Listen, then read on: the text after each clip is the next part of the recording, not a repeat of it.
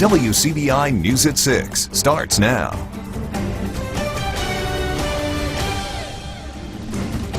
Good evening, everyone. State agents and local law enforcement are cracking down on underage drinking, especially in College Town. That's right. Recently, the Mississippi Attorney General's Office Alcohol and Tobacco Enforcement Division cited 9 bars and businesses and 23 people in Oxford, Starkville, and Cleveland for serving alcohol to minors. Violations included selling to minors, minor in possession of alcohol, and fake IDs. Starkville police have written 14 MIPs in the past 2 months. Public Information Officer Corporal Brandon Lovelady says activity varies in Starkville from weekend to weekend. Increased nightlife, like on football, there'll be increased nightlife, increased population in town, which potentially could lead to more individuals that are here underage drinking. Alcohol, beverage, and control agents issued 67 citations in Oxford Thursday night. Cracking down on underage drinking is a full-time job for law enforcement.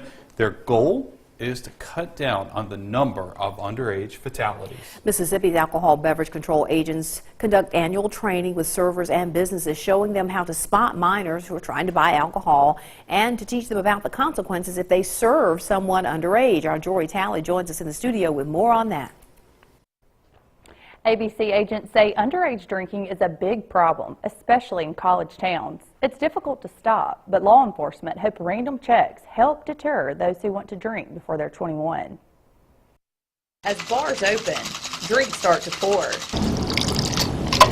And more people start coming through the doors, especially on game weekends in Starkville. Servers and bartenders are always being trained on the state's liquor and beer laws. Businesses to come in, and we'll spend an hour, hour and a half, 2 hours. We'll go over all the ABC laws, rules, regulations, fake IDs, how to spot fake IDs, answer any questions they have. To make sure restaurants and bars are following those laws, alcohol beverage control agents do walkthroughs. Basically called, bar checks. We walk through the bar, we look for people who appear to be under the age of 21 that's in possession of liquor and or beer. If an underage person is caught, they get a minor in possession ticket. The business caught serving them is also ticketed. If this is not the first offense, the penalty could be worse. You can get it revoked, for second offense, sale to minor for liquor, and for beer it's third offense. Third offense within 12 months. The Veranda Assistant General Manager, Andy Thornton, says employees must card anyone that looks under the age of 40. It's just something that you focus on. You spend a lot of time worried about it and thinking about it and really, wanting to do well. And there are big fines too, so that keeps the employees, it's on their mind because they'll get fined as well as the restaurant. So it doesn't just hurt the restaurant. It actually hurts the individual taking the ID. Thornton says fake IDs are rare, but they do occasionally see them. Especially in a town of college kids. There's people that try, but it comes a time where it doesn't get by you. You can spot them. And they teach us what to look for, and it's really easy to check the dates and all that kind of things. ABC District 3 agent in charge, Jason Counts, says a lot of underage kids have fake IDs. He says that's because they're easy to find and buy online. A third suspect is arrested today after a fight ended with gunfire last week in Aberdeen. 16-year-old Jamarcus Word is charged with 1 count of aggravated assault. Last weekend, Monroe County deputies were called to the Quinn Maddox subdivision on Robin Drive. Sheriff Cecil Cantrell says a man and 2 juveniles went to the home looking for another man involved in a road rage incident days before. Cantrell says an argument led to gunfire and 3 people were shot. Word is being held in the Monroe County Detention Center.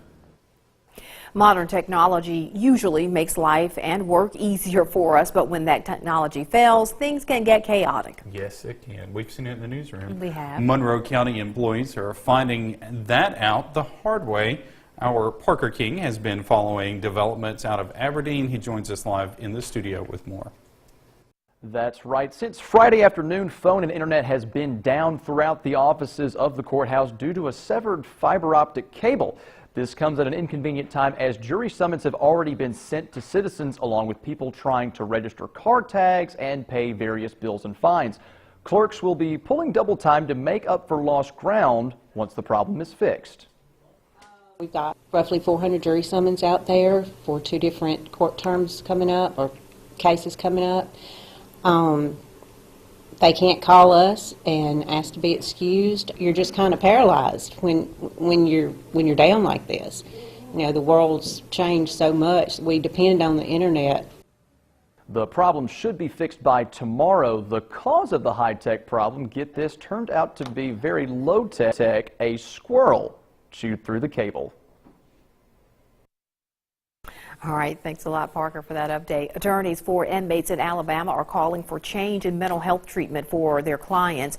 They claim a plan submitted by the state last week to correct prison mental health care isn't enough. The Department of Corrections told U.S. District Judge Myron Thompson it was increasing mental health staff and looking to determine security staffing needs. Attorneys are asking for more details and deadlines for increasing staff this summer. A federal judge ruled that mental health care in Alabama prisons violates the U.S. Constitution's ban on cruel and unusual punishment.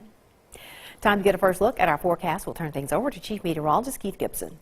Hey, Andrew, right now a very nice sunset developing across our area. Some wispy cirrus clouds looking back to the west, 62 degrees. We have temperatures cooling down into the low 60s. We have mid 60s out there. Grenada is still reporting 70. The outlier at this point in time. Our lows tonight down into the mid 40s. After, we will be falling through the 50s this evening. Mainly clear. The wind fairly light this evening. The wind will tend to ramp back up as we get into the course of the next 24 hours, but overall in the near term cooler, a little bit patchy frost possible tomorrow night. More on that in just a few minutes. The Tupelo Airport Authority votes to keep its current airline flying and to exercise more local control. The 4-to-1 vote asked Contour Airlines to pursue alternate essential air service instead of the current Essential Air Service program. Under the alternate EAS program, subsidies come from the Department of Transportation but go to the airport board to negotiate contract terms. The program also allows Contour to fly planes with more seats, increasing passenger numbers at the airport. We decided that we wanted to go to Atlanta, we could. Or if we wanted to go to Dallas, we could. But only within the constraints of the amount of money the grant gives us. One of the biggest concerns I have is getting more of the business traveler outside of Tupelo to come in. An alternate EAS provides that means by adding the extra seats, going to Nashville. It will be a couple of weeks before the U.S. Department of Transportation makes a ruling on the board's vote today. Currently, the DOT pays Contour $4.2 million a year to make 30 round-trip flights each week from Tupelo to Nashville. Well, Tupelo is also seeing a boom in commercial development, and these new business owners are spreading the wealth around the city. WCVI's Allie Martin takes a look at 2 small businesses that have recently opened their doors and the factors driving the growth. Hours after a ribbon-cutting, business was steady at Jasper & Company. It's been going really, really well. Yeah, it's been very steady. It's been a lot of fun to see everybody coming in. The boutique on Nell Street carries clothes, jewelry, home decor, and other items. J.J. Jasper and his wife Melanie chose the Midtown Business District because of its central location, new development, and established businesses in the area. Sisters Lauren and Maddie play big roles in the new business venture. Having a big family, you know, there's 5 sisters and 2 brothers. There's a lot of us, and so we know what it's like, you know, the value of $1. And so, so we wanted to keep it casual, cozy, and reasonably priced. On the west side of town, Hey Mama, What's for Supper is open for business. Sandra Lyons runs the Dinners to Go service and her catering business from the Coley Road location. She felt there was a need in the area that wasn't being met until now. The west side of town just needed something like this. You can get plate lunches, but there's nowhere on this side of town that you can get a good home-cooked meal at night. A lot of attention is given to big corporations and manufacturers when it comes to commercial trends, but experts are quick to point out it's small business growth and development that drives a local economy. There has to be a recognition that small business is as important, if not more important, than big business. Shane Hooper is Director of Development Services for the City of Tupelo. He says a strong national economy, a diverse mix of local businesses, and a pro-business climate at City Hall are all factors that help spur commercial development. Anytime that you can have a smaller business that's going to come into your community and be successful, we want to roll out the red carpet and do everything that we can to help them be successful. In Tupelo, I'm Allie Martin, WCBI News. In the past year, there have been 76 commercial permits issued in Tupelo. That's about $32 million in private investment. Area National Guardsmen are preparing to head halfway across the world. We have details on the deployment when we come back. Watching WCBI News at 6 with Andrea Self and Joey Barnes. Welcome back. October is Domestic Violence Awareness Month, and this week is recognized as Red Ribbon Week, a time to remember victims of domestic violence. Right now at the Columbus Municipal Complex, Columbus and Lowndes County residents are holding a candlelight vigil to shed light on the issue. You're looking live now at that special program. Victims of domestic violence are sharing their stories in hopes of raising awareness about the issue. Our Quentin Smith will have more on the vigil coming up on WCBI News at 9 and 10. 4,200 National Guardsmen are set to deploy in support of Operation Spartan Shield. Members of the 155th Armored Brigade Combat Team will ship out in spring 2018 from Fort Bliss, Texas for a 9-month deployment. Operation Spartan Shield is based in Kuwait. The 155th is headquartered in Tupelo with detachments across the state. The unit has deployed twice to the Middle East since 2001. And we're proud of the soldiers that are achieving those goals and continuing that legacy of the 155 being the unit you can depend on. In our viewing area, 100 soldiers from both Starkville's 2nd Battalion and Amory's 1st Squadron are among those being deployed. Earlier today, the clouds moving away. Let's go back to our other graphic system right now. You can see how long until some of those holidays will treat what we're working on. Anyway, clouds on the way out. This evening fairly quiet here across our region. Lows tonight down into the 40s most likely. The full forecast is next.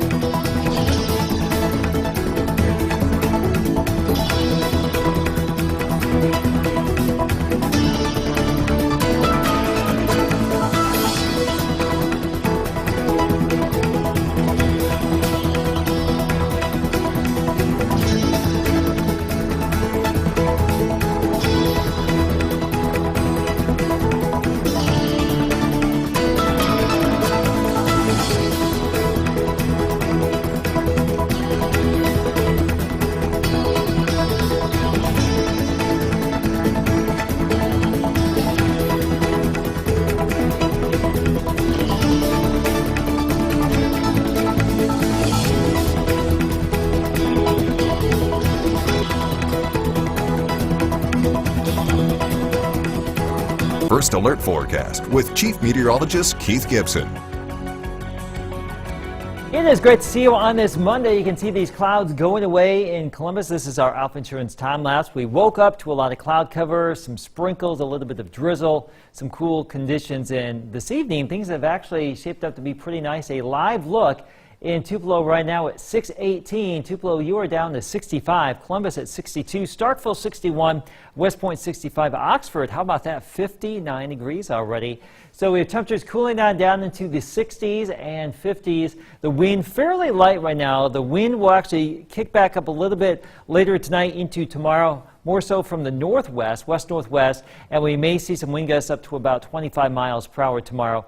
And that's because we have a system that has been moving through the eastern part of the country. Yesterday and even this morning, some clouds, some showers. The severe weather yesterday to our south, and today it has been confined to the Carolinas. But look at that shield of rain. Some vivid lightning, some gusty wind, even some tornadoes reported today east of Greenville, South Carolina, west of Charlotte, North Carolina. You can see a couple of those rotating storms out there across the western Carolinas today. Now, here's our Tuesday planner. We start out at 8 o'clock around 50 degrees. You'll need a light jacket late tonight and tomorrow morning. Notice the wind speed here kicking on up as we go throughout the morning hours. By noon, 63, mostly sunny, 68. Our forecast high tomorrow afternoon. Some of you could be a little bit cooler, especially across the northern third of our coverage area, but a lot of sunshine on Tuesday. Overall, a pretty nice day. Just a little bit cooler than where we have been recently. It seems like all fall long has been super warm. Cooler yet tomorrow night, so there's a chance for some patchy frost as we get into our Wednesday morning. That will briefly lift out mild Thursday, low 70s, likely around 70, if not into the low 70s on Friday. Another surge of cool Canadian air for the weekend, and highs may be stuck in the 50s for your Saturday and Sunday. How about that? But tomorrow, a lot of sunshine, a bit breezy. There may be a patch of clouds move on through the region. Any showers would stay away. And as we get into your Wednesday, too, after that chilly start, a pretty nice day. That front way up there late Wednesday in Montana, that will come on through here sometime late Friday. So our rain chances will go up as we close out the work week. Before the front arrives, low 70s Thursday, possibly Friday, too. Behind the front, we will see highs in the 50s and another shot of the frost or freeze Saturday night. So more fall-like weather. There's your 7-day forecast. Sports is next after the break. WCBI Sports with Robbie Donahoe is brought to you by your local Ford dealers. Go further. In the third SEC road game of the year, the Bulldogs will be playing yet another top 25 team. Just one other school in all of college football has played 3 top 25 teams on the road this year. MSU expects to have Keith Mixon, Corey Thomas, and Martinez Rankin back for the trip to Texas A&M. But MSU hopes they can get back to faster starts on the road this Saturday. We've been able more or less to consistently move the ball up and down the field. When we've been playing right. Everyone's kind of doing their job. Everyone's doing their 1/11th. Road games, we've kind of gotten out of character. A lot of penalties, a lot of false starts. Just not handling the environment very well. But I think a lot's changed since those 2 games to now. So offensive line, the whole offense in general is kind of clicking, moving the ball pretty well. We're not going to change kind of our routine. What we have to do is just change our mentality and our mindset of how we attack the week. And practice with a little bit of an edge to us, and really work on improving. We got to, we talked this morning with the team, we got to be better in every aspect of the game. So Ole Miss, the Rebels were dealt a massive blow with the loss of Shea Patterson for the season due to a torn PCL last Saturday. Now Matt Luke will turn to JUCO transfer Jordan Ta'amu to lead the offense as he got his feet wet in the game versus LSU last Saturday. Jordan, was very pleased with this opportunity. You kind of got to base it on what you saw in the game, and that's really what we're going off of. But he's very capable, and he's been preparing, and his moment came, and he stepped up into that moment, and he took advantage of the opportunities that he had. So I'm expecting to see more of the same, and I'm expecting everybody around him to raise their level up too. I think that's a challenge for everybody. And Jason Pellerin will be back to being the backup quarterback for Ole Miss as he will back up Ta'amu this Saturday as the Rebels take on Arkansas. Very, very winnable game for Ole Miss at home against the Hogs. 11 a.m. kick time on the SEC Network. We will have Georgia, Florida for you here on WCBI. And then late night, MSU will be in College Station taking on Texas A&M, a 6:15 p.m. kick on ESPN. In Jackson today, Columbus native and Ole Miss Rebel Billy Brewer got the call to the Mississippi Sports Hall of Fame. The longtime Rebel football star and head coach joins the class of 2018 that will be inducted into the Mississippi Sports Hall of Fame next year. Brewer was named to the Ole Miss football team of the century in '93 following his time as a quarterback, defensive back, and punter from 58 to 60 in Oxford. He was also head coach of Lehigh in Columbus, and then he was also head coach at Southeastern Louisiana, Louisiana Tech, and eventually Ole Miss from 83 to 93. Brewer says this is one honor that he won't ever forget. This was, if it's not on top of your bucket list, if you're a coach, high school coach or a college coach, to be in the Mississippi Hall of Fame, because all the great athletes that have come through this state are here in this great museum, and it's an honor. I'm very humbled to be a part of it, and can't wait till July for the final aspect of it. Thank our friends at WGJTV for sending us that video. Billy Brewer, one of 6 members in the class of 2018 that will be enshrined. That's it for sports. Let's look at your forecast. Fall-like weather is returning, so dig out the sweaters, the long pants, especially at night. Some patchy frost possible tomorrow night, and a little bit warmer Thursday and Friday before we cool it down for the weekend. A roller coaster ride. And we were just talking about comfort food, and that's perfect comfort food weather there. Chili, soups. We just lasagna. Yeah, that's right. Just hang out. Yes, lasagna. There you go, macaroni and cheese. Hint, hint. Thanks for joining us tonight.